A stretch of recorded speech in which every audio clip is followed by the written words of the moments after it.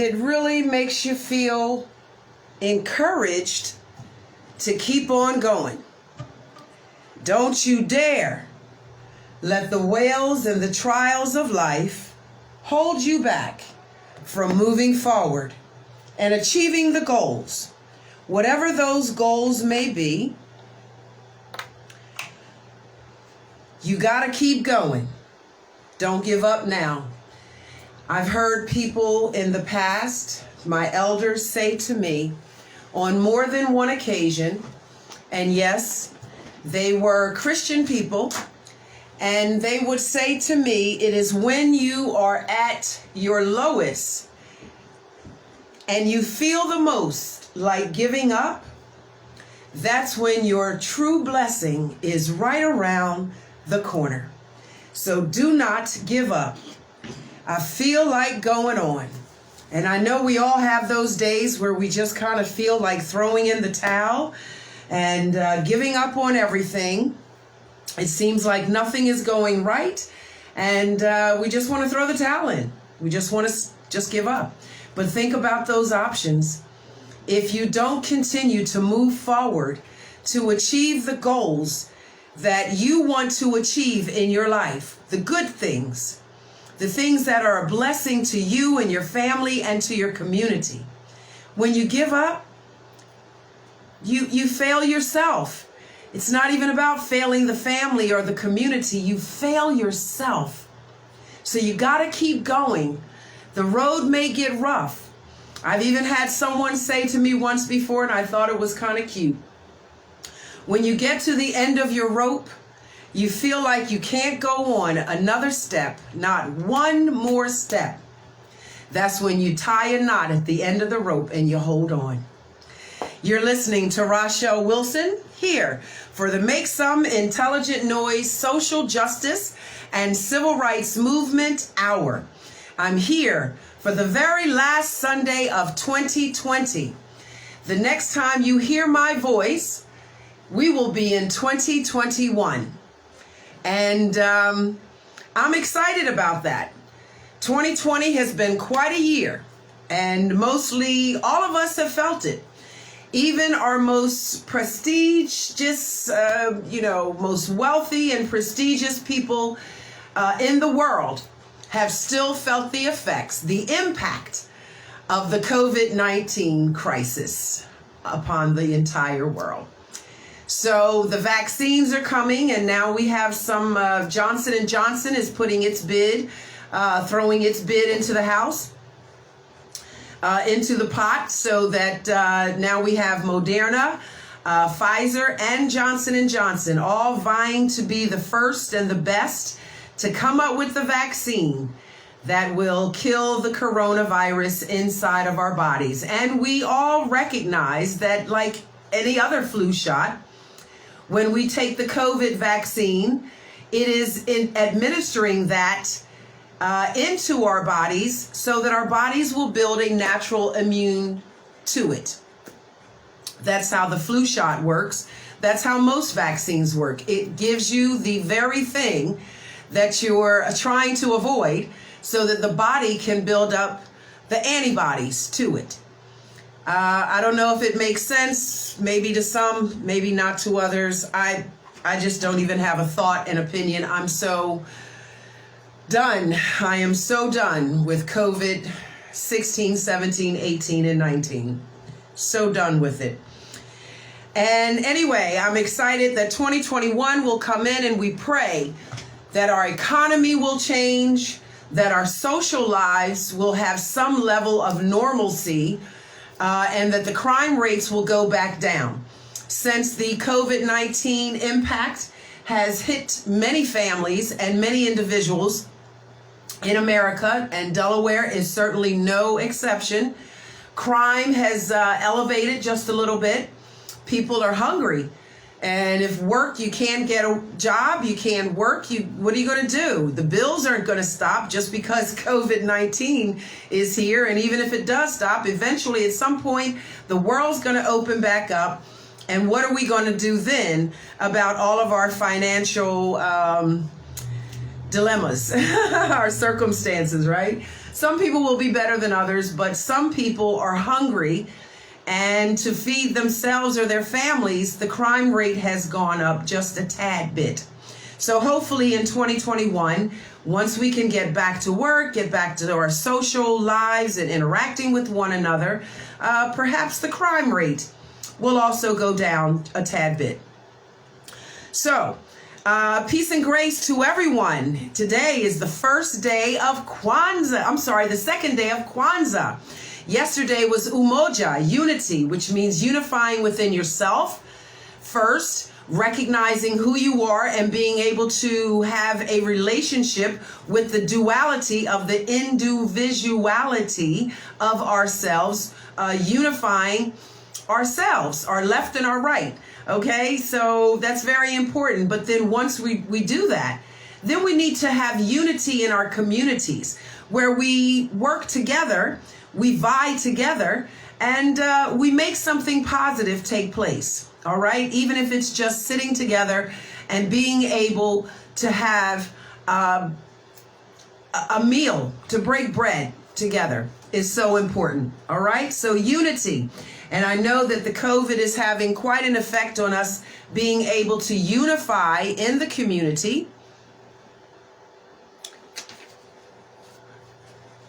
But however, that's okay, because we can still unify with our families. And of course, the biggest unification is always within self. You must get to yourself, that inner reflection, recognize who you truly are, not just the persona that you show the world, but who are you truly, and can you unify the duality of ourselves? You know, we have a two-part to all of us.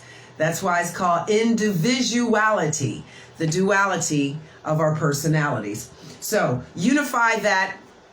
Get somewhere quiet and make that happen. That was yesterday, but it's really a principle. All of the principles for Kwanzaa are for all year round. It's not just 7 days and then we stop and just do something different. No, these are principles to live by for the duration of our lives, to incorporate them into our lives and to really understand, to comprehend what each principle means. So I have a habit of getting Ujima and Ujima slightly confused. I get them a little mixed up on which one comes first, so I apologize. But today is Kujichagulia. And so when I say to you, Habari Gani, what's the news? What's happening? Your response to me would be Kujichagulia, which is self-determination. I will self-motivate. I will be self-empowered. I will be self-determined. I will be self-less in giving to others and being helpful in the community, because each day that we have a new principle, we always incorporate the principle before that, and that's a part of that day's principle. So in self-determination, obviously, I also want to include unity in the community. And tomorrow, if I'm not mistaken, it's either Ujima or Ujima, collective work and responsibility and economics. And I don't know why I always get the two of those just slightly, my wires get crossed on those two. However, I wanted to bring to the table today something I thought was very important in regards to economics. And yes, we are going to talk about House Bill 37, but let me just explain this one little thing that I thought was so important. I even posted it for those of you that are able and willing to get onto my Facebook page. You would be able to see there I posted something about the Greenwood economics. The Black Wall Street, okay? And one of the things that I thought was so interesting, and I didn't know this, according to that post, when we had our own economics, our own hospitals, our own schools, our own restaurants, our hotels, we had it. We had our cafes and our diners. All of these things were our own, and they were in our community. That information that I got today said that the dollar spread 36 times within that community before it left outside of the Black Wall Street or the Greenwood. Okay, I call Black Wall Street anytime we have a conglomeration of black and brown owned businesses and golden owned businesses where people are connecting with one another. I may decide I'm only going to buy bathroom tissue from this place right here, and I'm not going to get it from over there because I want to keep the support in the black owned business. Maybe I'm only going to buy my shampoos and toothpaste from one particular place, or my car products from one particular a black owned, brown owned car shop. So I think the point that I'm making is I found it to be fascinating that the dollar went 36 times within its own community before it ever left Greenwood. I love that. And I would love to see people, my people, our people, the brown community people, get back to that. And with this now being Kwanzaa, and again, I don't know if it's Ujima or Ujima. I do know them. I just get them mixed up, Ujima and Ujima. But I do know that economics in the spirit of Kwanzaa means that instead of buying from this particular store, I'm going to support my own brown community. I'm going to go to the stores where people that look like me are selling the products that I need. And that's how you keep the black dollar circulating within the black community before it leaves. And I think it's very important that all of us give at least credence to that. At least give some credence to that, because it's really very, very important. And I'll say that the reason it's so important, so often we talk about voting is our voice, because that's what we know. When you vote, it's your voice. And by voting in the people that you believe are going to work for what you believe is best for the community, then you have voted your voice. But I find that actually it's much like my gay and lesbian and transgender and how do you say it, bisexual, GTL gay, I don't know the right way to say it, but that community, I have not yet in my days met an adult who was a part of that community that didn't have self-wealth, was able to care for themselves. And when you find an entire community of our gay and lesbian and bisexual and transgendered community that are working together, and they are all keeping the money together, now their voice is their vote, but it is also the money that is behind the voice. I don't know if this is making sense to anyone, but it makes perfect sense to me.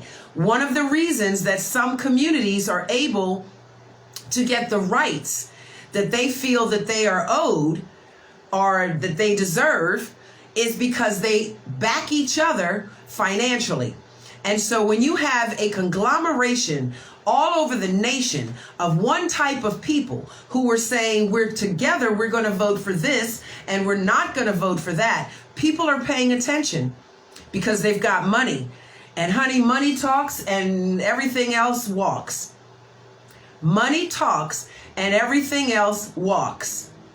And so these people in these communities work together. They support each other's businesses. They don't go outside to other hair salons or to other places to get their nails done. They do it all within their own community of their own people.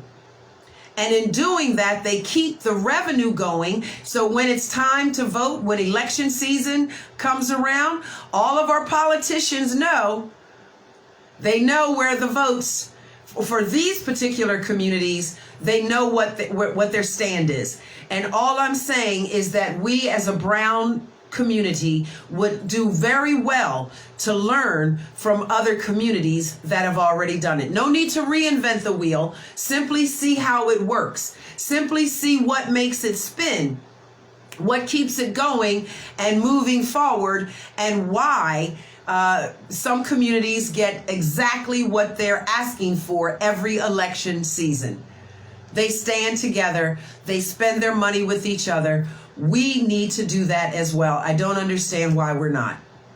So I want to put a call out to all of my brown and golden businesses, whether you are of coffee brown or if you are the lightest porcelain brown. It doesn't matter.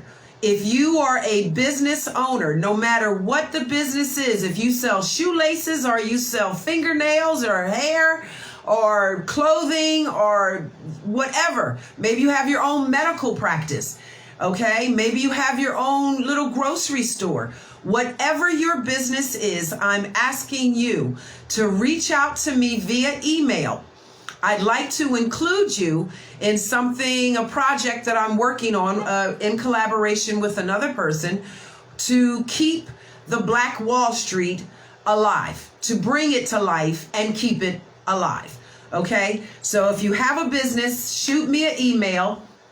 Let me know. I want to collaborate with you and bring you in on a project that I'm working on. You certainly don't have to be a part of it, but I'm inviting you if you would like to. Let's recreate the Black Wall Street.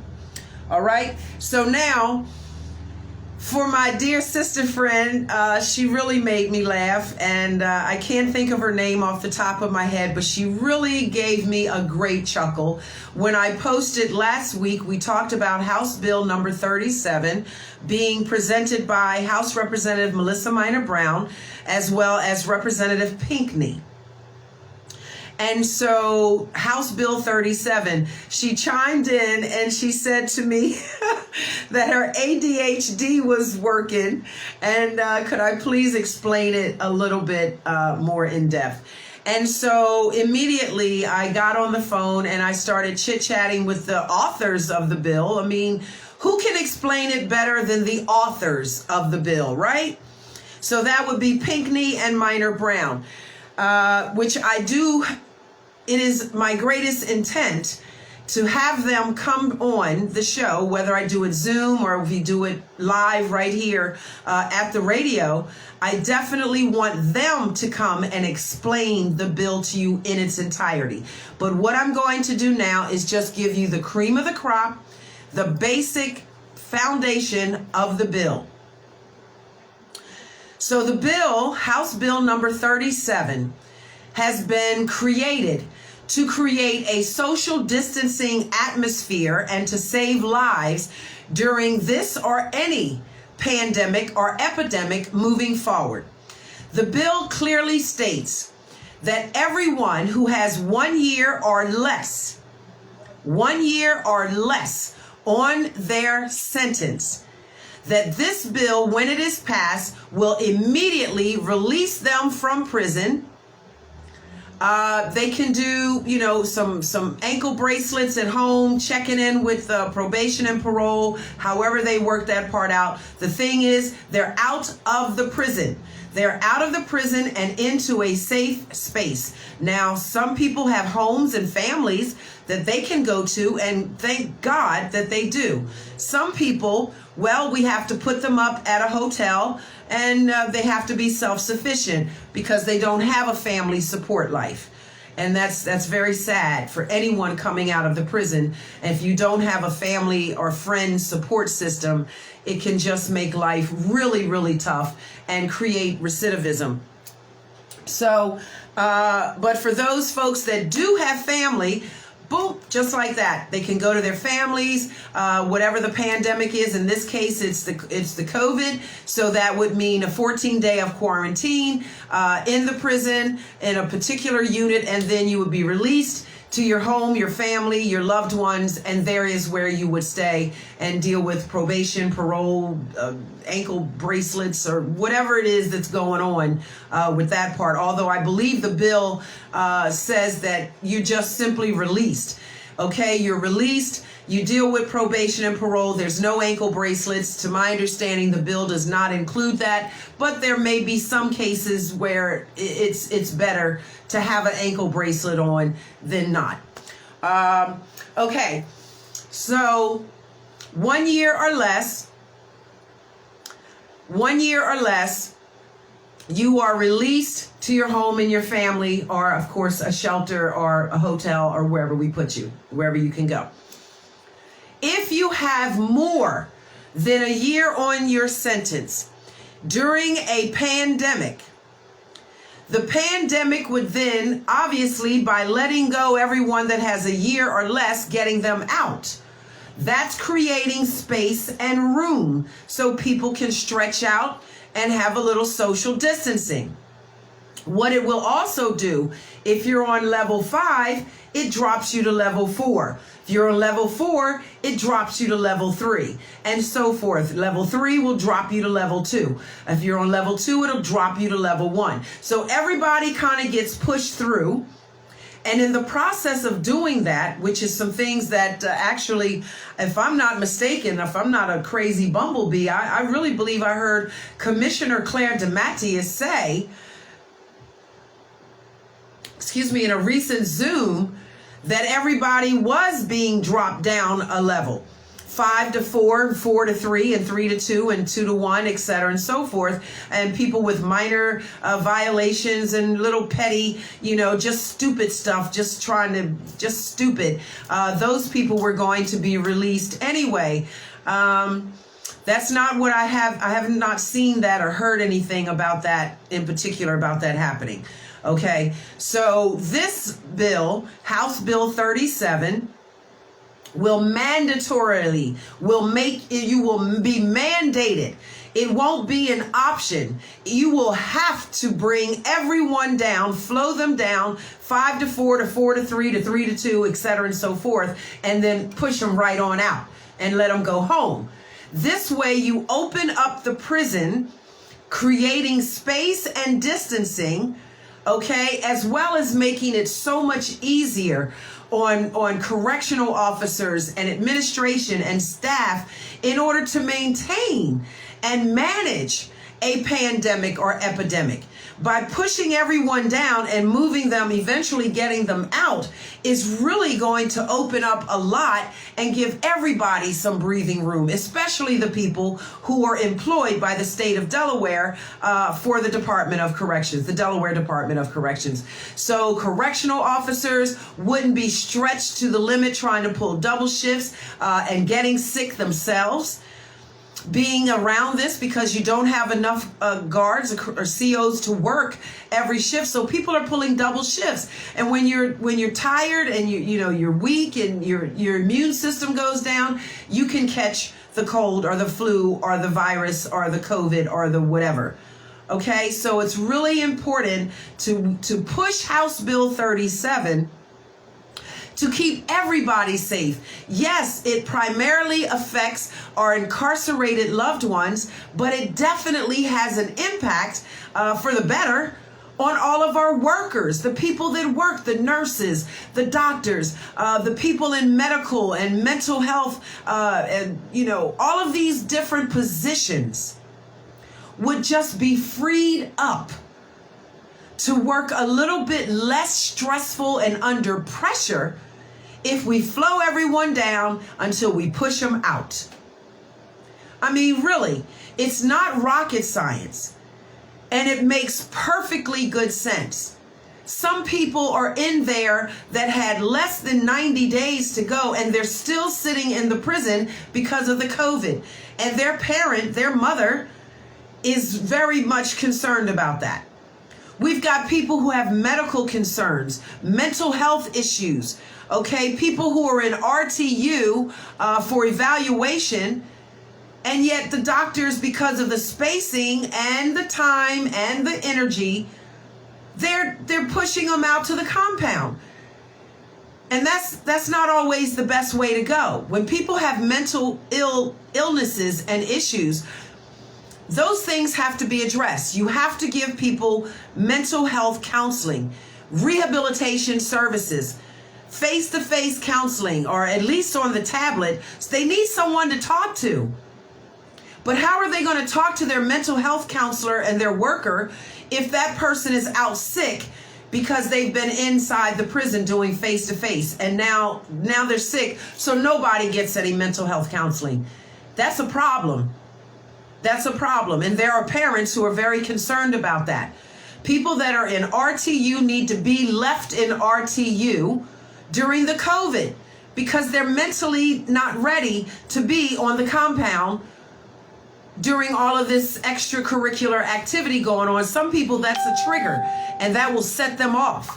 They can't be around all of that noise and activity and all the action that's going on. It's too much, and they will snap out. So people in RTU, which is for mental health counseling, they need to remain in mental health counseling. I don't understand why Claire DeMatteis and I can't sit down and have a reasonable and logical conversation. I really think that she and I would see eye to eye. I would be able to help her so much. No, I don't know everything about administration, but I got common sense. I can figure out that 1 and 1 typically equals 2, or if it's humans, it might be 3. Which brings me to everyone talking about all these baby boomers through the COVID. These COVID babies are going to be born because people had nothing to do in the houses other than make babies. Although a lot of people, I saw the report that said a lot of people would like to stay away from producing more children simply because of the direction that the world has been going in thus far. They don't want to bring an innocent baby, a child, into the world with all of the issues that are going on in society today. And I certainly get it from both perspectives. I get it. Some women's biological clock is ticking and they just got to push a baby out in order to feel like they're a real woman. Okay, I got you. Motherhood is beautiful. But some people also don't want to bring a child, a newborn, innocent baby, into a world where there's a lot of chaos right now going on. So I get it from both perspectives. Whatever side of the fence you're on, that's fine. So today is Kujichagulia, Kwanzaa, and, self-determination. And I'm telling you that we, the advocates, we are completely determined to stand by House Representative Melissa Minor Brown. We are absolutely dedicated to standing with Representative Pinckney on this bill, House Bill 37, to flow everyone down and eventually to push them out of the prison so that they can come home and be with their loved ones. And those folks that have to still be there for a little bit, at least they get some elbow room to breathe and social distance, okay? Now, I need to address someone about cleaning the air ducts inside of the prison professionally. I've spoken with my son, and my son tells me that he is cleaning everything to the point where he's losing his sense of smell because he's working around the bleach so much, cleaning everything. So I'm telling him to make sure you keep your mask on and really cover those nostrils so you don't lose your ability to smell the roses, But the air vents, the ducts, the portals that take the air, all that circulate all over the prison, they have not been professionally cleaned in 20 to 25 years. And I believe this is a truth because of someone who's incarcerated and has been incarcerated for the last 37 years, has made it very clear to me that in the 37 years that they spent incarcerated, not one time did a professional cleaning crew come along and vacuum out and clean out all the mold and the mildew and the dust and all of the years, 30 years of breathing the same incarcerated air. Oh my God, if people aren't sick, that's enough to make you sick. So I don't know who's got control over that part. But I really pray that, because somebody's got to do something about it. Now, Melissa Minor Brown and Pinckney already are doing their part by writing up the bill. So we need other elected officials, people on the board of corrections need to chime in and put some pressure on, find the money. You've got to clean the air vents. It can't cost but so much. But regardless of whatever it costs, these people are in your care. Not only the incarcerated people, but the people that work in the prisons. Do you want them to continue to breathe this air, this mold and mildewed air and incarcerated air for 30 years? Really? You've got to clean the air ducts inside of all of the prisons, at least starting in the state of Delaware first. Baylor Women's Correctional out on DuPont Highway, Sussex Correctional Institute down in Georgetown, James T. Vaughn Correctional Center in Smyrna, and Howard R. Young, Gander Hill over off of Northeast Boulevard. You've got to clean the air system. The filtration or something is filthy. And it's enough to make anybody sick with a respiratory disease. So please, Claire DeMatteis, I'm not being mean to you, honey. I'm just trying to talk to you. I'm trying to save you from being sued further down the road. I'm actually trying to help you. Now, your ego can see it however it needs to see it. But I'm telling you, sweetheart, I'm old enough to know that the air vents that are not cleaned for 30 years is creating respiratory illnesses inside of the people who are residing there, the incarcerated ones, but also the employees that walk in and out of that building every day. The nurses, the doctors, the correctional officers, the mental health counselors, and all these other people, they're breathing that same air. Somebody do something. I'm not going to let it go. I may not talk about it every 10 seconds, but I'm not going to let it go until I know that somebody tells me that the air vents have been cleaned. And since James T. Vaughn is pretty much the largest prison of all of the prisons in the state of Delaware, as well as, I won't say it's the most popular, but that's where we have a lot, where they send all of the, the harder criminals, if they want to call them that, the harder crimes that have been committed. Those people typically go to James T. Vaughn Correctional Center. So let's start with them, clean the air vents and ducts, and save yourself a whole lot of headache later from being sued, if you're not already being sued, where people who are having breathing problems, asthma, I'm saying all kinds of respiratory illnesses can be created from that. But you're going to do you, and I'm not going to stop being me, because that's how we have to play this. Okay, so we've got the heater on in here, and for y'all that know, Mama's old enough now where I don't need a whole bunch of heat around my neck. So let's just turn that off a little bit.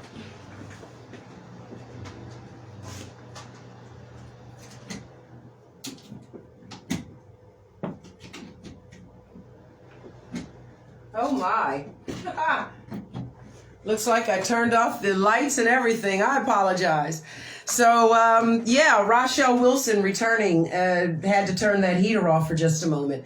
House Bill 37, all jokes aside, as much as I'm playing it lightheartedly, it really is a very serious bill, and it really does need to be pushed until it is pushed right into Governor Carney's on his desk, and he can pick up that ink pen and sign that bill. We need that done.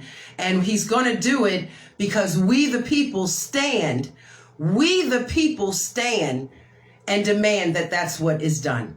House Bill 37, I'm asking everyone, all of my associates, my friends, my fellow advocates, no matter what side of the fence you're on, please stand with us to see that House Bill 37 is pushed. And that'll be coming up in January when Legislative Hall, the General Assembly, reopens. And I'm not sure about the date. I think it's January 20th, Martin Luther King's day. I think that's when they open up the General Assembly. But anyway, you can go online and figure that part out for yourself.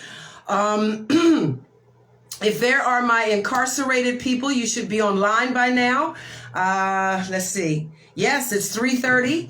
And I've asked my incarcerated loved ones, spread the word around the prison that I'm going to give you a shout out on Sundays at 3:30. But today I'm making it a very special shout out.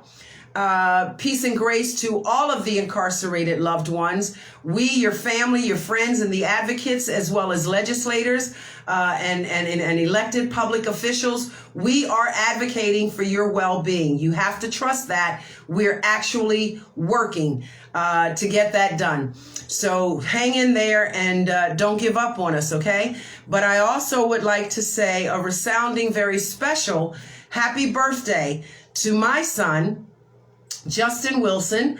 Hey, baby, if you're listening, if you're out there, you're listening to the radio, I know you have to mop up all the floors and you're wiping down all the walls. I'm so proud of you for keeping everything so nice and clean, the way my mom and I taught you, sweetie. I think that's amazing. I think you're amazing, and I'm giving you a very special shout out for your birthday. Happy birthday, Justin, from mom to you. And I'm going to screenshot all of the wonderful, wonderful happy birthdays that folks sent in on my Facebook page. So many people said, happy birthday, Justin. Happy birthright day, happy soul's return, whatever.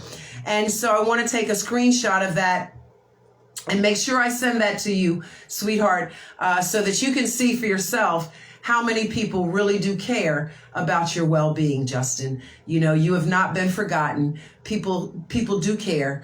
And that's for all of you inside of there. There are people in there that I don't even know your names, but you have to believe that Mama Rachelle, is out here. She's standing and advocating for you in solidarity, okay, all the way across the board. So hang in there, guys and ladies. And I don't know if anyone got the word out to our Baylor's Woman Correctional Facility that to turn their radios on at 3:30 on a Sunday, because I'm giving a shout out. So if you have a loved one who's inside of Baylor's Women's Correctional Institute, please tell them turn their radios on at 3:30 on Sundays, because I'm giving them shout outs of peace and love and advocacy. All right. All right. So there you have it. So we talked about economics. It's either Ujima or Ujima. Somebody tell me. I don't know. I can't see the little writing here on my little cell phone here, but I do know collective work and responsibility then leads right into economics, because you have to work together collectively. You have to be responsible. So right here at WHGE is a Black-owned, Black-operated, Black journalist news information network. This is a Black-owned business. We need to support WHGE so that we can continue to bring you information, education, and dialogue that wakes up your spirit, wakes up your consciousness, and brings you to life so that you will be well informed about everything that's going on. So right here, let's start right here at WHGE. Do not be a Grinch. Do not be the Scrooge, or cold-hearted. I know times are hard for everybody. We're all in this together. Financially, the economy is crazy, but let us stand together and show support for our Black-owned businesses, including WHGE, the first and only Black-owned, Black-operated news network here in the city of Wilmington. The very first and the only, until something else changes. This is it. WHGE. This is where we have our own voice and we share with you uncensored and undialogued. No one tells us what we can and can't say on the airways, but we've got good sense to know as professional journalists, some things are inappropriate and some things you got to put it out there so the people will know.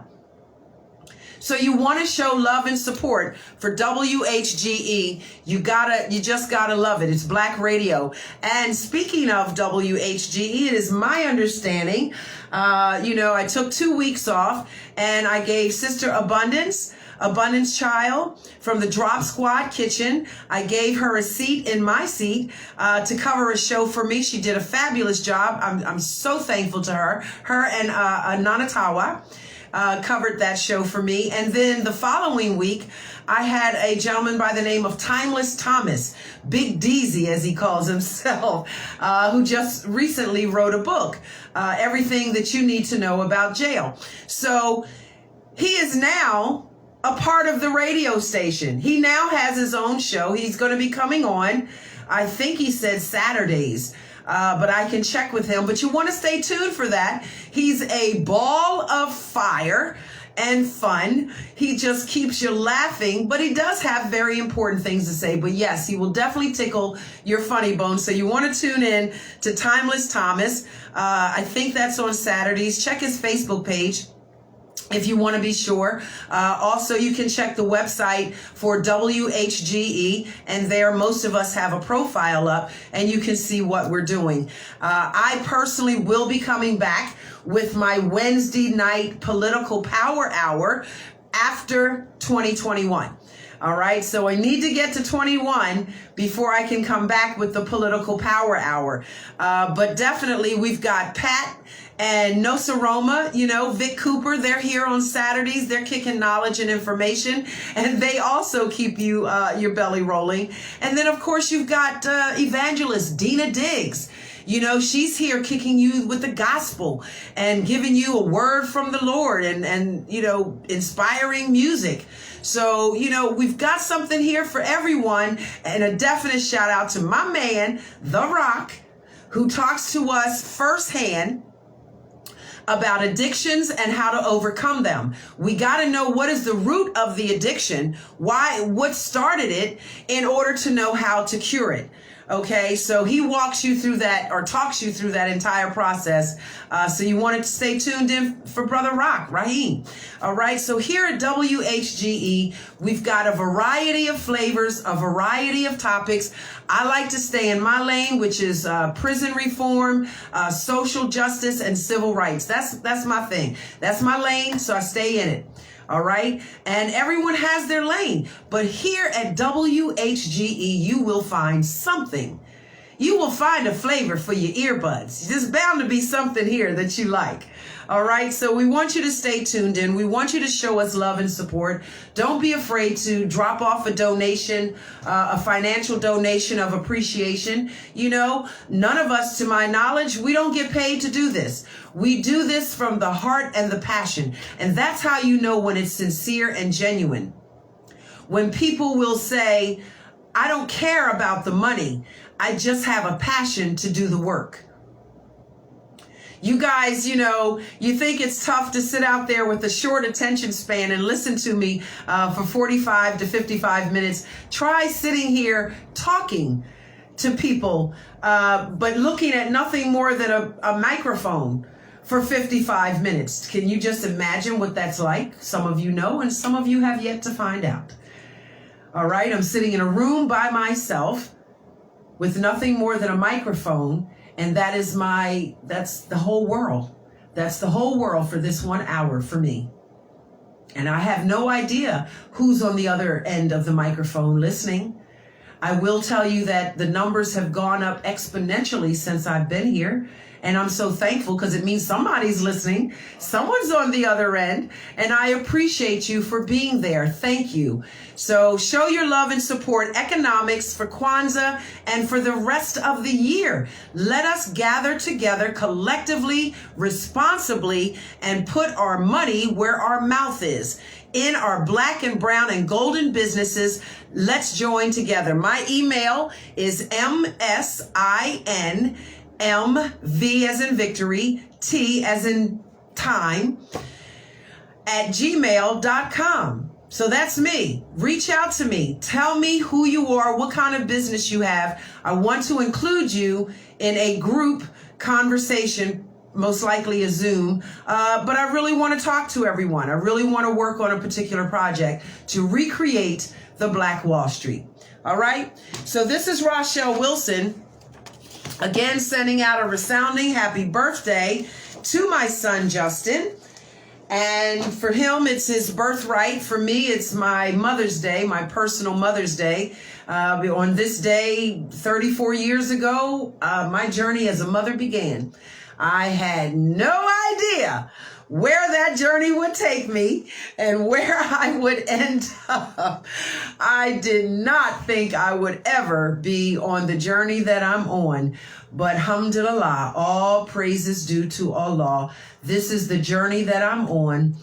And I am an advocate for incarcerated people to have a quality of life. Even though they have to be inside of these prisons, I want the prison to stand up for the name that it says it is. Every single one of them says correctional something. Correctional Institute, Correctional Center. I told you I went to James T. Vaughn one day. I was sitting in the waiting room and they had this great big monitor with all of this stuff talking about rehabilitation and their level of commitment to the quality of life for incarcerated people as well as their employees. I felt some kind of way looking at that. I believe I came outside after my visit and did a report on that, talking about counseling one-on-one. This was prior to the coronavirus and COVID-19 and all of that nonsense. Prior to that, and I'm like, where are the rehabilitative services? Where is the correction in Correctional Institute? I just needed to know. And I'm still looking for the answer to that. I'm still looking. And you know what? I hate to keep saying it. Commissioner Claire DeMatteis, I'm not trying to poke at you, honey. I'm not trying to pick you with pins. But, you took the job. Governor Carney appointed you. You accepted the position. So that means you were ready to do the work. So let's start with cleaning the air vents. All right. And then please follow that mantra that you had on the board that says that you believe in rehabilitative services. That's for our mentally and emotionally distressed, as well as for those people who are just there who have done crimes and they need rehabilitative services. Do not continue to use COVID-19 as an excuse why people are not getting rehabilitative services. Please, I know you're understaffed because a lot of the staff is sick. And a lot of the staff has caught the flu, the COVID, and I understand. So hire more people. There are people who are willing to take the test to become the correctional officers. And maybe they would come in with a fresh pair of eyes and a fresh, attitude and be even more polite and respectful and responsible at their jobs than the ones who have been there for 25 and 30 years and are absolutely worn out. And you always have an option to call in the National Guard, because that's pretty much what correctional officers are anyway. It's like on a military, same thing. You have lieutenant this, captain that, colonel this. So if you have all these military names and whatever, then it must be the same type of energy. So call in the National Guard, call in the state troopers and ask if they'll put in a few extra hours of overtime at the prisons, because you're understaffed. Which is one of the reasons there's so many troubles, because you're understaffed. You need more people to apply and you need to hire some more people. All right. So it's really not rocket science. Claire, I'm not picking at you, honey, but you took on the job, and you have to know that when you took on the job to become the commissioner for the Delaware Department of Corrections, this is what you had to expect was going to come your way. Advocates talking directly to you. So that's kind of where I'm at with it. Okay, so my station manager, Mr. Harmon Carey, has given me something here, and I will have to read that. Let me see. Report on protest response uncovers flaws. Philadelphia police making changes. Okay, so I need to read that in its entirety before I can report to you. Oh, this is a nice caption. The Thunder Guards deliver Christmas cheer to families. I think that's wonderful. Oh, and here's one. It's not so nice. It says inmate dies from virus as cases surge. Yeah, that's kind of scary. So I would need to read these in its entirety, but those are the headliners, if you want to call them that. The Thunder Guards deliver Christmas cheer. Which is really good, because the Thunder Guards need to bring up their name. They have such a bad reputation, and they shouldn't, because really the Thunder Guards do some amazing and really good positive things in the community. It's just that we never hear about it beyond their keg parties. So that's where the problem is. And report on protests uncovers flaws. Philadelphia police making changes. Yeah, I need my glasses on. I'd have to read that in its entirety, and then we can talk about that when I come back in 2021. Hip hip hooray! I'm so excited. I cannot tell you enough. I don't know how many times I could ever say it. I am so thankful to WHGE, to all of the journalists and the management here at the station for allowing me to have a voice, to speak on our civil rights, to speak on prison and reform, and to speak on humanitarian decency for those people that are locked up in our prison, for our incarcerated population. And I know that there will be some people, mostly victims of crimes, who will always champion their absolute demise. And I get it. If you've been a victim of a crime, you probably don't care very much for my movement of, decency for incarcerated people. And believe me, I understand. I have been a victim of a crime, but there's a little difference. I've learned to forgive. Sometimes the one thing that we need more than anything else is the ability to have enough kindness in our heart to forgive. People that I have loved, just gave them my heart. Sister friends and even some brothers, gave them the very heart out of my chest because I love them with so much loyalty. They took my heart and diced it up like Edward Scissorhands. Just cut it up to pieces and threw it back at me saying, hey, nobody tell you to be stupid enough to give me your heart. I have literally lived through those experiences. But you know what? Forgiveness takes the pressure off of you. That's their karma. Learn to forgive. Have enough in your heart to forgive people for the crimes that they have committed.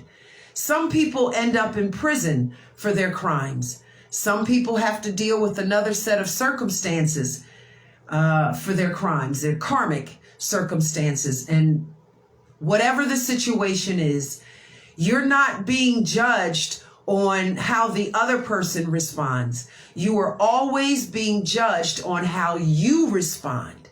Can you forgive the person that cut you up and hurt you? Can you find it in your heart to forgive them as you ask the divine spiritual creators to forgive you? As you ask them and you want to be forgiven, you must learn to forgive others. Doesn't mean you have to associate with them anymore. Doesn't mean you have to take your heart out and give it to them again so they can just cut it up again like Edward Scissorhands, okay, and throw it back at you. No, there are people that I have loved genuinely in my life, and I forgive them for cutting my heart into shreds. I forgive them, but I know that I will not ever associate myself with them again, giving them another opportunity to hurt me again. But I forgive them. And we as human beings, it is a part of our duty and responsibility to forgive. So find it in your heart during this season, whether it's the Christmas or Hanukkah or Kwanzaa or whatever it is, find it in your heart to forgive. All right? It means so much to your own sanity and your own karmic energy to forgive them of the crimes that they have committed. And in closing, ladies and gentlemen, I want to say a resounding peace and blessings. Rest in power, my dear brother Debro Muhammad. You helped to bring me into this field of advocacy. I did not know it then. When you took me to the radio station, and I wouldn't show my face, but we talked on that radio show. You, me, and Sandra Joy. You brought me in, Debro. You, Sandra, and DeBard McGriff, showed me the ropes of how to be a good advocate and showed me what the issues were. And I will thank you and love all three of you forever for that. but to my dear brother, Deborah Muhammad, who always kept it straight hood real with me. Rest in power, my dear brother. Rest in power. And we will continue. We will pick up the baton and move forward for generational wealth, to stop generational poverty and recreate the Black Wall Street. Because this was your dream, brother, your vision. You wanted that more than anything else that I've ever heard you talk about, is you wanted to recreate generational wealth through Black-owned businesses, Black-owned, people coming together and creating generational wealth for our posterity. This was your dream, your vision. And we thank you for leaving us with that legacy. We will now carry the baton on and hope to achieve those goals. Thank you, Brother Deborah Muhammad. And I say peace and grace to all. Thank you for tuning in today to the Make Some Intelligent Noise Social Justice and Civil Rights Movement Hour. I will be back next year, next Sunday, 2021, right here at 3 o'clock, giving shout outs to all of our incarcerated loved ones and pushing House Bill number 37 to decarcerate and drop it down until we push them out. All right, folks, until we meet again, be safe, be careful. Don't do anything that you know would make your grandmama angry with you or make her shake her head, go, Don't do it. All right? Take yourself into 2021 with a positive attitude, a positive spirit, and believing in yourself and Kujichagulia, self-determination to achieve the goal for yourself, for your family, and for your communities. I'm Rachelle Wilson. See you on the other side, everyone. Remember, evil can only triumph when good people do absolutely nothing.